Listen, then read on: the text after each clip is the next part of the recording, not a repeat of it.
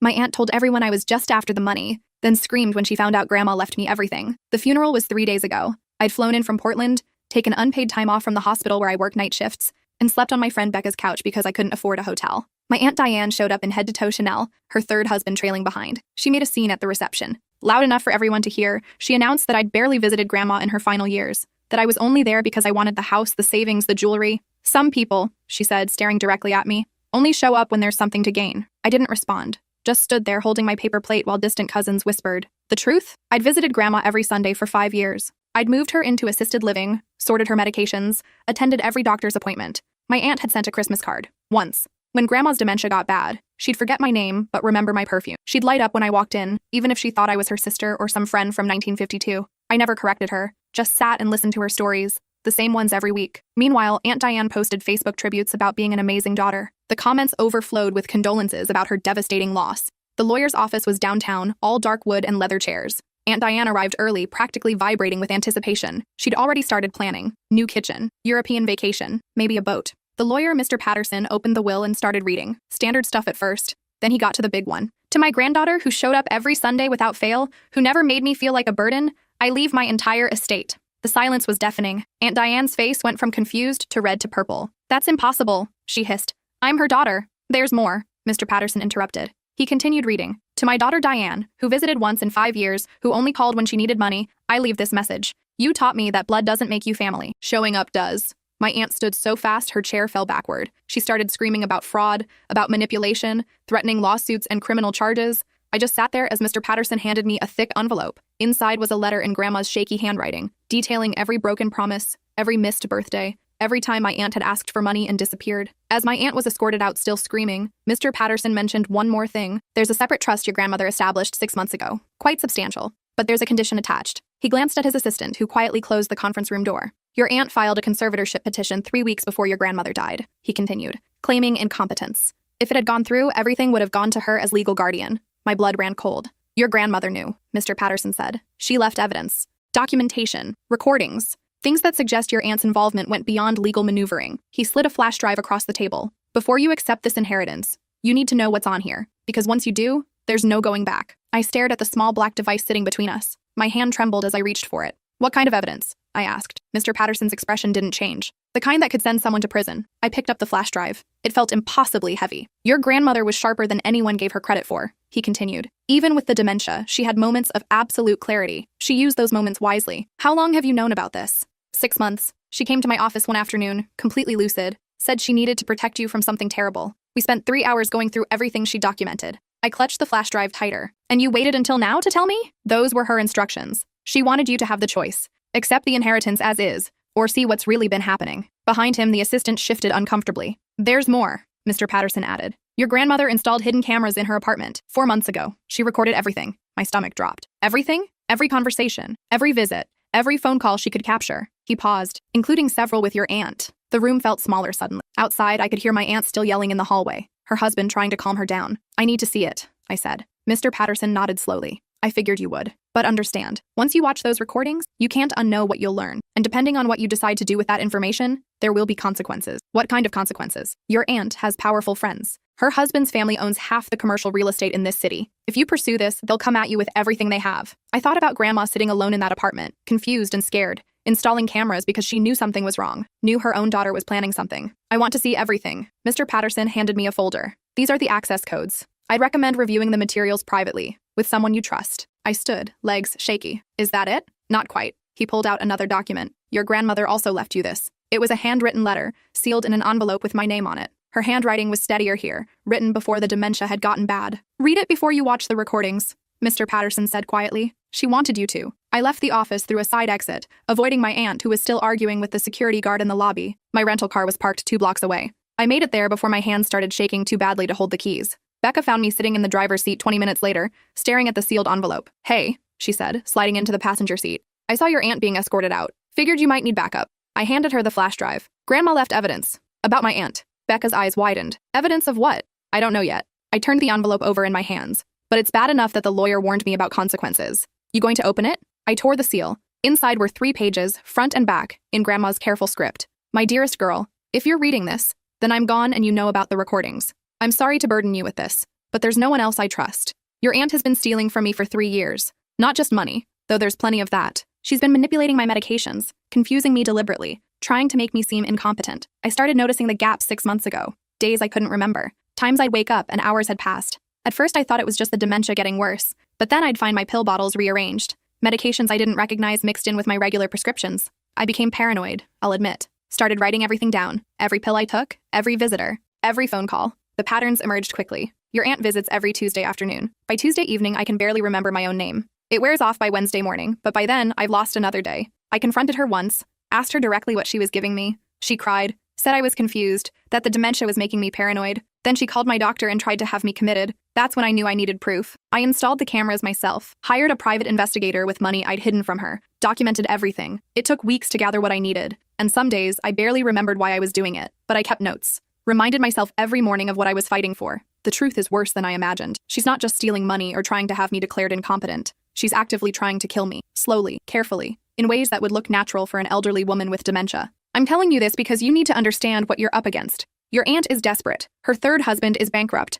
They've been living off credit and my money for 2 years. If she doesn't get the inheritance, they lose everything. The recordings will show you everything. What she's been giving me, how she's been forging my signature, the conversations she's had with her husband about accelerating my decline. I won't lie to you, sweetheart. Going forward with this will destroy what's left of our family. Your cousins will turn on you. Friends will take sides. The scandal will be enormous. But if you don't, she'll get away with it. And she'll do it again. Maybe to someone else's grandmother. Maybe to you someday when you're old and vulnerable. The choice is yours. I've left you everything you need to pursue justice if you want it. But I'll love you just as much if you choose to walk away and live your life. Just promise me one thing. Whatever you decide, don't let her make you small. Don't let her steal your joy the way she tried to steal my life. I love you. I'm proud of you. And I'm sorry for leaving you with this burden. Forever your grandma. I read it 3 times before I could speak. What does it say? Becca asked gently. I handed it to her. Watched her face change as she read. Holy shit, she whispered. Your aunt was poisoning her? That's what Grandma thought. Says there's proof on the recordings. Becca looked at the flash drive in her hand like it was radioactive. You have to go to the police. With what? A letter from a woman with dementia?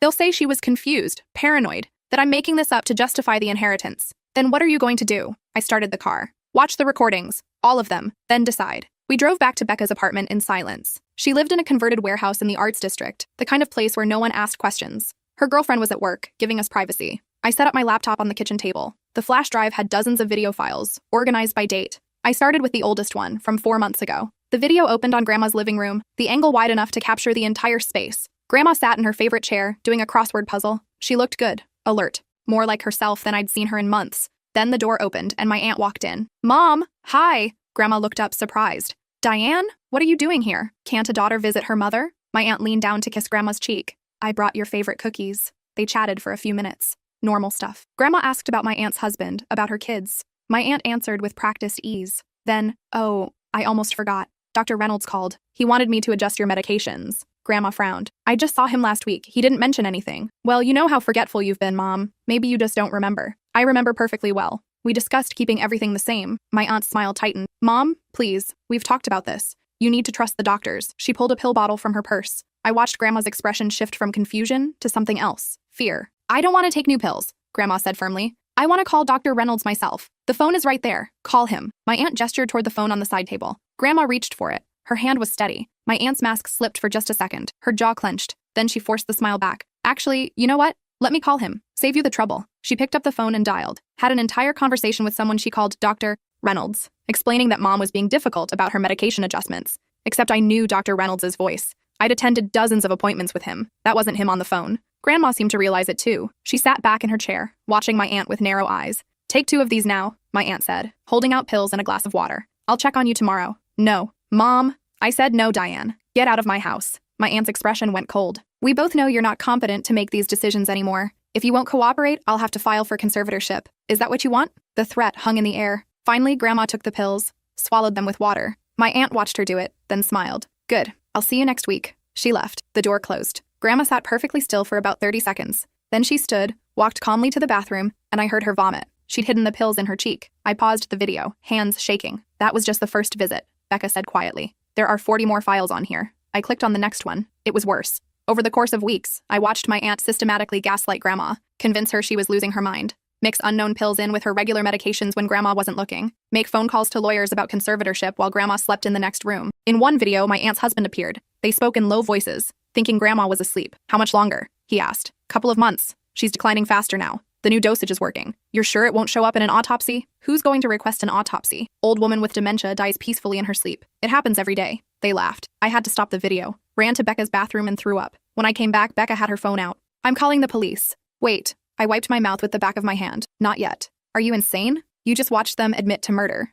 Attempted murder. She didn't succeed. Only because your grandma was smart enough to fight back. I sank into a chair. My whole body felt numb. If we go to the police now, what do we have? Videos that could be dismissed as a confused old woman's paranoia. A letter that could be written off the same way. We need more. More? What more do you need? Proof of what she was giving grandma. Medical records showing the unexplained symptoms. Something concrete that ties my aunt to deliberate harm. Becca stared at me. You're thinking like a nurse. I am a nurse. And if I'm going to do this, I'm going to do it right. No room for doubt. No way for her to wiggle out of it. I spent the rest of the day watching videos and taking notes. Documented every visit, every pill I saw my aunt give grandma. Every conversation about money, about conservatorship, about how to make the whole thing look natural. By evening, I had a timeline. My aunt had started stealing small amounts 3 years ago. Just a few hundred here and there, forging grandma's signature on checks. When grandma started getting suspicious, my aunt began the medication manipulation, making grandma seem more confused than she was, creating evidence of incompetence. The conservatorship petition had been the final move. Once my aunt had legal control, she could drain the accounts openly, and grandma would die quietly in some nursing home where no one paid attention. Except grandma had figured it out,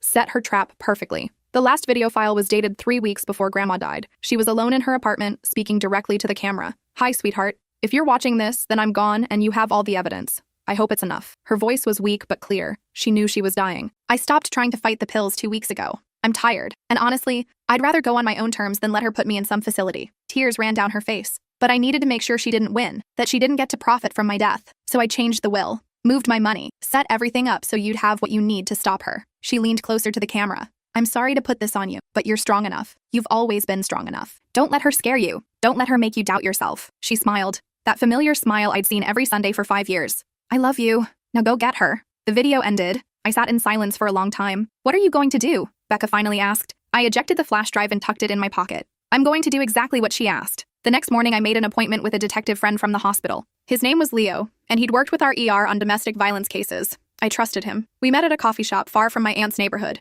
I need your advice, I said, sliding the flash drive across the table. Unofficially, Leo raised an eyebrow. That sounds ominous. My grandmother died 3 weeks ago. Before she did, she left me evidence that my aunt was trying to kill her. His expression shifted immediately. Professional. What kind of evidence? Video recordings, 4 months worth. My aunt admitting to forging signatures, stealing money, and poisoning grandma to make her seem incompetent. Leo picked up the flash drive. You've watched them? All of them. And? It's exactly what she said it was. Clear admission of intent, conspiracy with her husband, discussion of making it look like natural causes. Leo was quiet for a moment. Then, why come to me? Why not go straight to the department? Because I want to do this right. No mistakes. No technicalities she can use to get out of it. Smart. He pocketed the flash drive. Give me 48 hours. I'll review everything and put together a case file. If it's as solid as you say, we'll bring in the DA. I felt something loosen in my chest. Relief, maybe, or just exhaustion. Thank you. Leo touched my hand briefly. Your grandmother was lucky to have you. Those 48 hours felt like an eternity. I went through the motions at work, checking vitals and changing IVs while my mind raced through everything that could go wrong. My aunt could flee. Her husband's family could pressure the DA to drop the case. The videos could be deemed inadmissible. On the third day, Leo called. We need to meet. Bring Mr. Patterson. My stomach dropped. Why? What's wrong? Nothing's wrong. But this is bigger than either of us anticipated. We met at the DA's office that afternoon. Mr. Patterson brought 2 associates. Leo had the entire financial crimes unit with him. The lead prosecutor was a woman named Victoria, who looked like she ate defense attorneys for breakfast. I've reviewed the evidence, she said without preamble. It's extraordinary. We have video confession, pattern of behavior, financial documentation. This is the strongest elder abuse case I've seen in 20 years. So you'll prosecute? I asked. Absolutely. But I need you to understand what you're signing up for. Your aunt will hire the best lawyers money can buy. This will be ugly. Public. Your entire family history will be dissected in court. I understand. Victoria smiled grimly. Good. Because we're not just charging her with theft and fraud. We're going for attempted murder. The room went silent. The medical examiner reviewed the footage. Victoria continued. Identified 3 separate substances your aunt administered that had no legitimate medical purpose. Combined with your grandmother's medical records showing unexplained symptoms during the exact time frame of these visits, we have a strong case. Mr. Patterson leaned forward. What about the husband? Conspiracy to commit murder, fraud, elder abuse. He's on the recordings admitting to knowledge and participation. I thought about my aunt's husband, always smiling blandly in the background, counting money he hadn't earned. When? I asked. We arrest them tomorrow morning. I wanted you to know first so you could prepare. Prepare for what? The fallout. Your family will be contacted. The media will pick this up. Be ready. I drove to my aunt's house that evening, not to warn her, just to see it one last time before everything changed. It was a massive colonial in the wealthiest part of town, bought with money my aunt had stolen from Grandma over the years. The driveway held a Mercedes and a BMW. Through the windows, I could see crystal chandeliers, all of it built on lies. I wondered if Grandma had ever been invited here, if my aunt had ever felt guilty, even for a moment. Probably not. I took a photo of the house, sent it to Becca with a message. Last night before the storm. She replied immediately. You okay? Getting there. The next morning, I was at the hospital when Leo called. It's done. Both in custody. I excused myself to the supply closet and called Becca. They arrested her. Holy shit. How do you feel? I didn't know how to answer that. Relief, terror, grief, satisfaction. All of it mixed together until I couldn't separate one feeling from another. I feel like Grandma can rest now, I finally said. The news broke that afternoon. Local station first, then it spread. Prominent real estate family charged with elder abuse and attempted murder. My phone started ringing immediately. Cousins I hadn't spoken to in years. Grandma's friends from church. People who'd been at the funeral. Who'd listened to my aunt's lies about me being a gold digger. I didn't answer any of them. The only call I took was from Mr. Patterson. Your aunt posted bail 2 hours ago, he said. $500,000. Her husband's family put up their commercial properties as collateral. So she's free, for now, but the judge imposed strict conditions. No contact with you, no access to any of your grandmother's assets, and she has to surrender her passport. That night, my phone lit up with a text from an unknown number. You'll regret this. I'm your family. You're throwing me away over money. I showed it to Leo the next day. Violation of the no contact order, he said immediately. Forward it to me. Will it matter? Every violation matters. We're building a pattern. The text kept coming over the next week. Sometimes from my aunt's number, sometimes from numbers I didn't recognize. Always the same themes. I was ungrateful. I'd manipulated Grandma. I was tearing the family apart over greed. I documented every single one and sent them to Leo. Then my cousins started posting on social media. Long threads about family loyalty. About how I'd stolen their grandmother's money. About how their mother was innocent and being railroaded by a vindictive niece who wanted everything for herself. The comment sections filled with people who didn't know the whole story, taking sides based on whoever posted most convincingly. I didn't respond. Just archived everything. Becca found me one night scrolling through the worst of them, tears streaming down my face. Why are you doing this to yourself? She asked gently. Because I need to remember why I'm doing this. When it gets hard, when I want to quit, I need to remember that these people chose her. Even without knowing the truth, they chose to believe the worst about me. That says more about them than it does about you. I know, but it still hurts. The preliminary hearing was scheduled for 6 weeks out. In the meantime, I tried to return to normal life, worked my shifts, paid my bills, pretended my world wasn't imploding. Mr. Patterson called regularly with updates. The DA was building an airtight case. They'd subpoenaed medical records, financial statements, phone records, everything. Your aunt's lawyers are already trying to negotiate a plea deal, he told me. What kind of deal? Return half the stolen money, plead to lesser charges,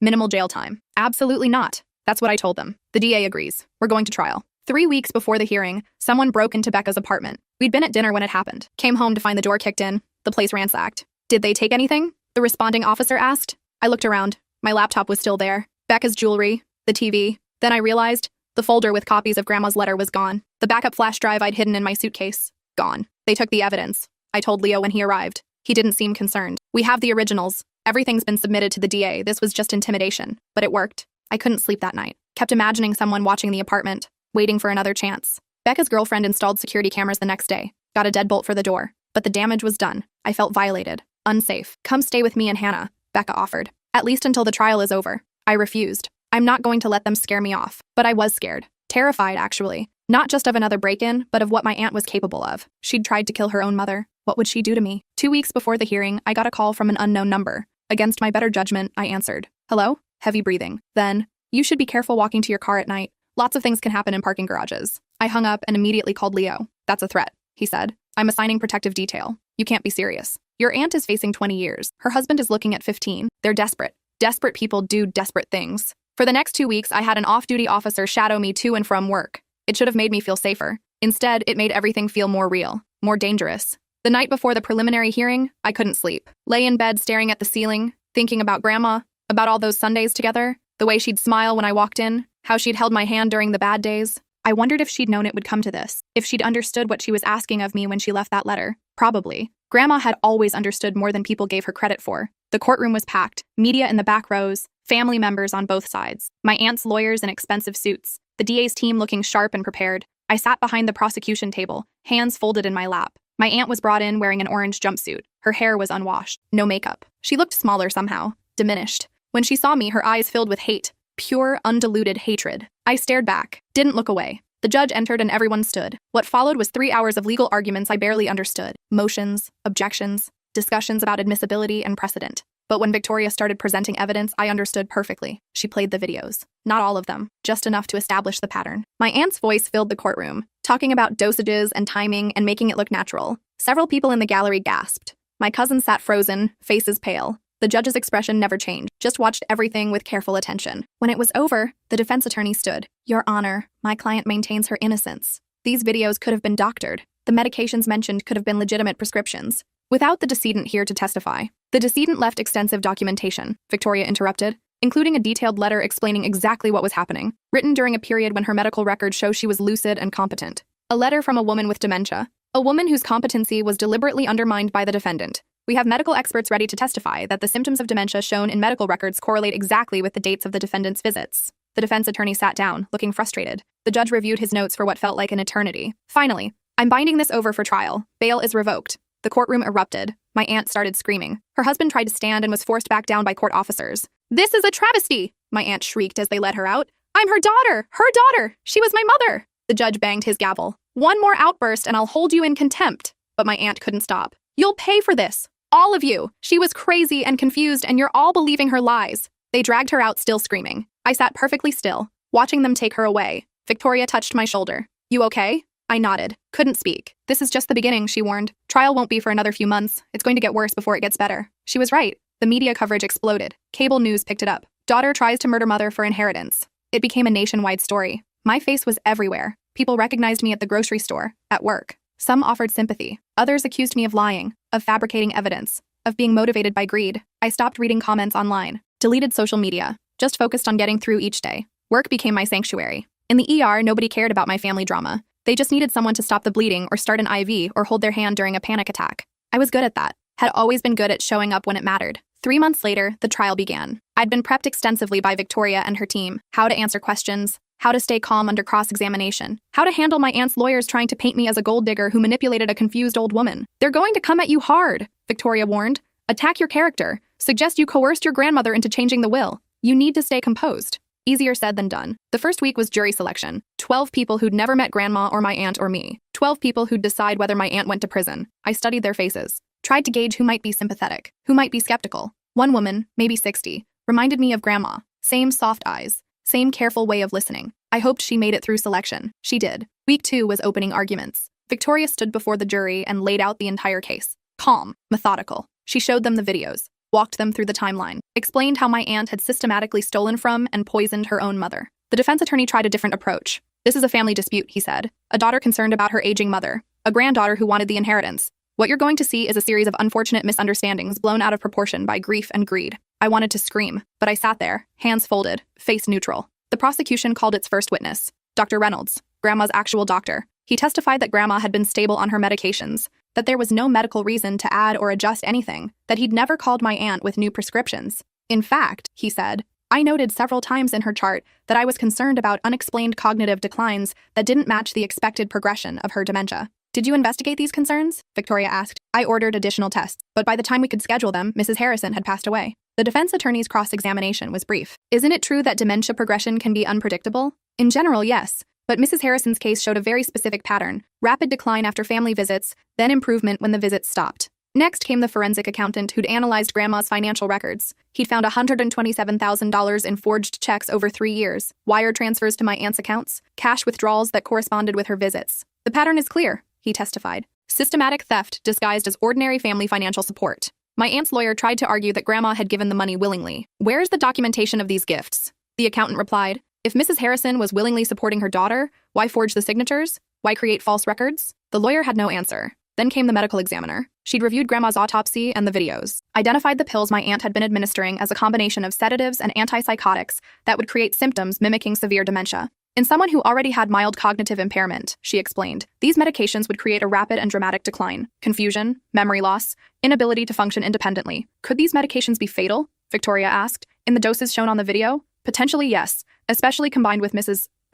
Harrison's existing medications. The risk of respiratory depression, cardiac events, or aspiration would be significantly elevated. The defense attorney stood. But Mrs. Harrison died of natural causes, correct? The death certificate lists cardiac arrest. Yes. But cardiac arrest is what kills everyone eventually. The question is, what caused the cardiac arrest? In Mrs. Harrison's case, the contributing factors are suspicious, but not definitive? Not without blood work done immediately after death, which wasn't performed because no one suspected foul play at the time. The defense attorney seized on this. So you can't definitively say my client caused her mother's death? No, but I can definitively say she administered medications that placed her mother at significant risk of death. It went on like this for weeks. Expert after expert, document after document. I testified on day 12. Walking to the witness stand felt like walking to my own execution. My aunt stared at me the entire time, her eyes burning with rage. Victoria asked me about my relationship with Grandma, about the Sunday visits, the doctor appointments, the hours spent listening to the same stories over and over. Why did you do it? She asked. Visit so faithfully when it must have been exhausting? I looked at the jury. Because she was my grandmother.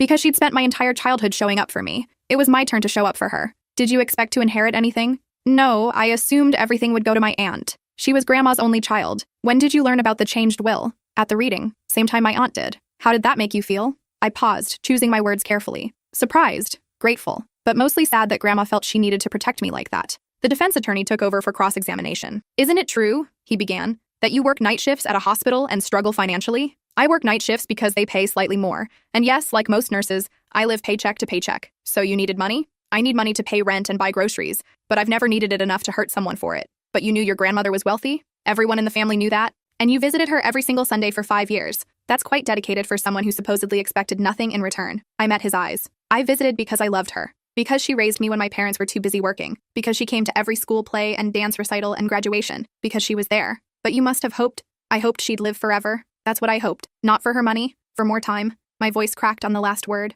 The defense attorney backed off, probably realizing he was making me sympathetic. Victoria stood for redirect. Did you know about the cameras your grandmother installed? No, not until after she died. Did you know she was documenting your aunt's visits? No. So when you visited every Sunday, you had no idea any of this was being recorded? None. You just showed up because you cared about her? Yes. I was excused after 2 hours of testimony, walked back to my seat on shaking legs. The woman who reminded me of Grandma smiled at me from the jury box. I smiled back. The defense put on its case the following week. My aunt didn't testify. Her lawyers probably knew she'd fall apart under cross-examination. Instead, they called character witnesses. Friends who said my aunt was devoted to her mother. Neighbors who'd seen her at Grandma's apartment. Victoria tore them apart on cross. Did you ever accompany the defendant to these visits? No. So you don't know what happened once the door closed? No, but did you review your friend's financial records? Of course not. So you don't know if she was stealing? She wouldn't, but you don't know for certain, do you? No. The defense tried to discredit the videos. Brought in a tech expert who testified they could have been edited. Victoria's expert demolished him. Showed how the metadata proved the videos were continuous, unedited recordings.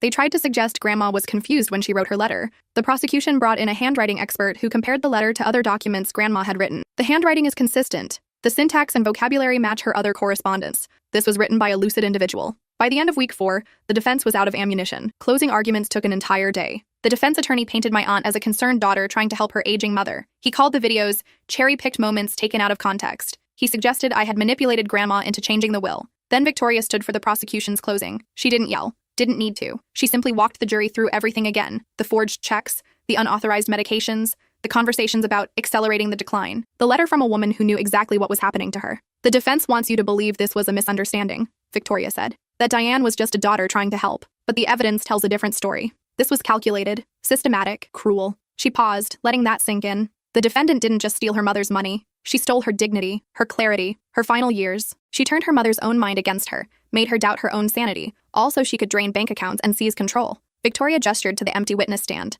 Mrs. Harrison can't be here to tell you what happened, but she left you her voice. On those videos. In that letter. In the medical records that show the pattern of abuse. She turned to the jury. Don't let her death be for nothing. Don't let her daughter get away with this because she's good at pretending to cry. Look at the evidence. Look at what she did. And hold her accountable. The jury deliberated for 2 days. 2 days of sitting in the courthouse hallway, drinking bad coffee, jumping every time the door opened. Finally, the call came. They had a verdict. We filed back into the courtroom. My aunt was brought in, looking exhausted and terrified. The jury foreman stood. On the count of attempted murder, we find the defendant guilty. My aunt collapsed. Her husband started crying. On the counts of elder abuse, fraud, and forgery, we find the defendant guilty. I couldn't breathe. Couldn't process what I was hearing. Guilty. On everything. The judge set sentencing for 3 weeks out. I walked out of that courtroom in a daze. Reporters swarmed, but I didn't stop. Just got in Becca's car and let her drive me away. We didn't talk. She just drove to the beach and parked. I got out and walked to the water's edge. For the first time in months, I cried. Huge, gasping sobs that came from somewhere deep inside.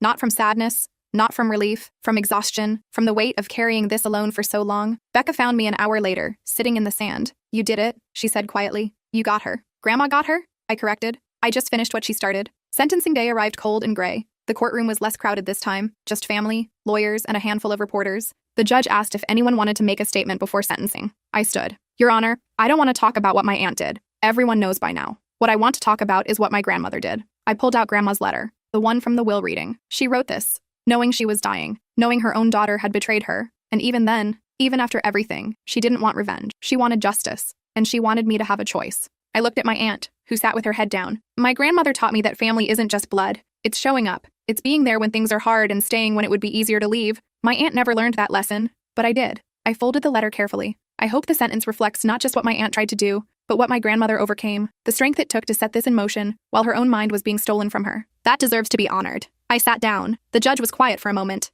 Then he began. I've presided over many cases in my career. This one will stay with me. The cruelty displayed here, the calculated nature of the abuse is extraordinary. He looked at my aunt. You took advantage of the one person who should have been able to trust you completely. You stole her money, her dignity, and very nearly her life. You showed no remorse, no empathy, no recognition of the harm you caused. My aunt started to speak. The judge held up his hand. I've heard enough. On the count of attempted murder, I sentence you to 15 years in state prison. On the counts of elder abuse, fraud, and forgery, I sentence you to an additional 10 years to run consecutively. 25 years total. My aunt would be 73 when she got out. Her husband received 12 years as an accomplice. They were led away separately. My aunt didn't look at me, just stared straight ahead, broken. Outside the courthouse, reporters wanted statements. Victoria handled it. I just stood beside her numb. Justice was served today, Victoria said, not just for Mrs. Harrison, but for all elderly victims of abuse who can't speak for themselves. That night, I sat in my apartment alone. The inheritance had been released. More money than I'd ever imagined having. Enough to quit my night shifts, go back to school, buy a house. But all I could think about was Grandma, how she'd planned all this, how she'd protected me even when she couldn't protect herself. I opened my laptop and started going through her estate documents Mr. Patterson had sent. There were accounts I didn't know about, investments, a safety deposit box she'd kept for 40 years, and a letter addressed to me, different from the one about my aunt. This one was older, written before the dementia had started. My dearest girl, if you're reading this, I'm gone and you've survived what I knew was coming. I've known for years that your aunt was trouble. The signs were always there. The selfishness, the entitlement, the way she looked at me sometimes, calculating what I was worth. I'm sorry I couldn't protect you from the ugliness that followed, but I knew you were strong enough to handle it. The money is yours now. Use it wisely. Use it to build the life you deserve. Don't let guilt or grief make you small. Remember, I chose you. Not because you needed the money, but because you earned it. Every Sunday, every doctor's appointment, every time you showed up when showing up was hard. That's worth more than any inheritance. Love, Grandma. I read it 3 times. Then I picked up my phone and called Becca. Hey, she answered. How are you holding up? I'm good. Actually, I'm better than good. Yeah? Yeah. I'm thinking about buying a house.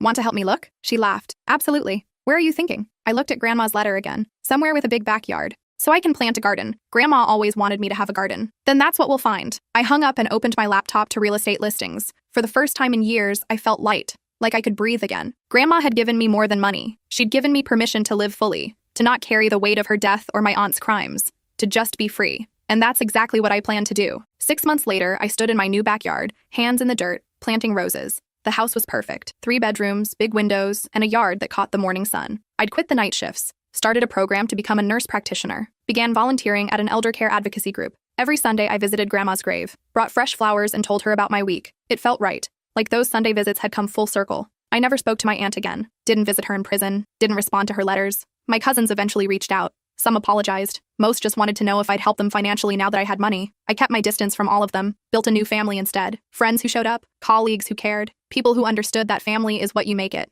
On the 1-year anniversary of Grandma's death, I hosted a small gathering. Becca and her girlfriend came, my friend from the hospital, the woman from the jury who'd reminded me of Grandma. We'd become friends after the trial ended. We sat in my garden and shared stories about the people we'd lost, the ones who'd shaped us. Your grandmother would be proud, the former juror said. Her name was Patricia. You think so? I know so. You honored her memory by fighting for justice. But more than that, you honored it by living, by not letting bitterness destroy you. I looked around at the people gathered in my garden, people who showed up, who cared. She taught me that, I said. In the end, that's what she wanted me to learn, that showing up matters more than anything else. Patricia raised her glass. To showing up, we echoed. As the sun set over my garden, painting everything gold, I felt Grandma's presence. Not sad or haunting, just there, the way she'd always been, watching over me, proud of what I'd become, and finally at rest.